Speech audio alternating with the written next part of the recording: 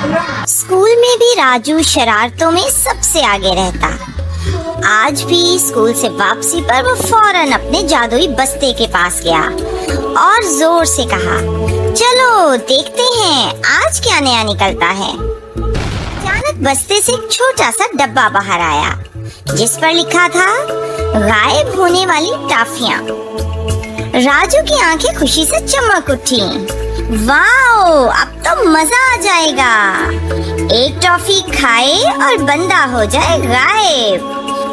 अभी राजू सोच ही रहा था कि क्यों ना ये खुशी की खबर अपनी दोस्त सोनिया को सुनाई जाए। इतने में सोनिया राजू के कमरे में दाखिल हुई। सोनिया ने एक दफा फिर डरते डरते कहा, राजू देखो संभल के, पिछली बार साइकिल ने कितना परेशान किया था। राजू हंसते हुए बोला, अरे बस एक बार आजमा लेते हैं। राजू ने एक टॉफी खाई और लम्हे हुआ वो गायब। सोनिया और चिंटू हैरत से इधर उधर देखने लगे कि राजू किधर चला गया। राजू की आवाज कहीं करीब से ही आ रही थी, लेकिन वो नजर नहीं आ रहा था। वो हंसने लगा, हा हा हा, ये देखो मैं गायब हो गया। सोनिया ने डरते हुए कहा, राजू वापस आ जाओ, ये कोई खेलने की चीज नहीं है। राजू ने देखा कि सोनिया डर रही है तो फौरन से एक और टॉफी खाई और वापस नजर आने लगा। लेकिन अब उसके दिमाग में कुछ शरारतें आने लगी। और अगले दिन जब वो स्कूल पहुंचा तो अपने चंद दोस्तों को भी वो टॉफियां दिखाई। सब बच्चे हैरान होकर देख रहे थे और सोचने लगे कि आज तो क्लास में बहुत मजा आएगा। मास्टर जी जैसे ही कमरे में दाखिल हुए और उन्होंने देखा कि बच्चे बहुत शांत होकर बैठे हैं, लेकिन किताबें उड़ रही हैं, कुर्सियां हिल रही हैं। मास्टर जी परेशान हो गए, ये सब क्या हो रहा है? भूत आ गया है क्या? सारी क्लास हंसने लगी, मगर राजू और उसके दोस्तों की शरारतें बढ़ती ही जा रही थीं। लेकिन मसला तब हुआ जब मन्नू, जो कि राजू का पड़ोसी था, उसने एक टॉफी खा ली और गायब हो गया। सब बच्चे हंसने लगे,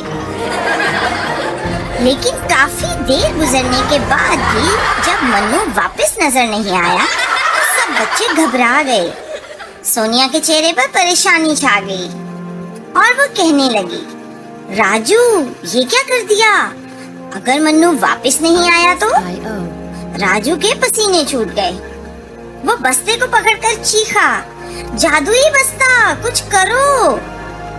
और फिर उसने जैसे ही बस्ते में हाथ डाला, उसमें से एक पर्ची निकली। टॉफी खाने के बाद अगर दिल साफ और नीयत अच्छी हो तो ही वापस आओगे। सब बच्चे घबरा गए। अब मन्नू की वापसी इसी पर थी कि वो दिल से मान ले कि शरारत करना और बड़ों को तंग करना बहुत गलत बात है।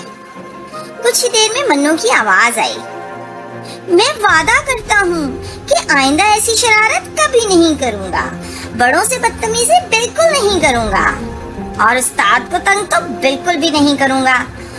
और फिर क्या था, क्लास में फिर से जादू होने लगा और मन्नू सबके सामने जाहिर हो गया। सबने सुकून का सांस लिया। राजू ने कहा, सोनिया तुम बिल्कुल ठीक कहती हो, जादुई चीजें कोई शरारत करने की चीज नहीं। आज से ये टॉफियां बस्ते से बाहर बिल्कुल नहीं आएंगी। चिंटू ने जोर जोर से भौंकना शुरू कर दिया, जैसे कह रहा हो बिल्कुल सही। यूं राजू और उसके दोस्तों को सबक मिला कि शरारत हंसी मजाक तक अच्छी है, लेकिन जब नुकसान का खतरा हो तो फौरन रुक जाना चाहिए।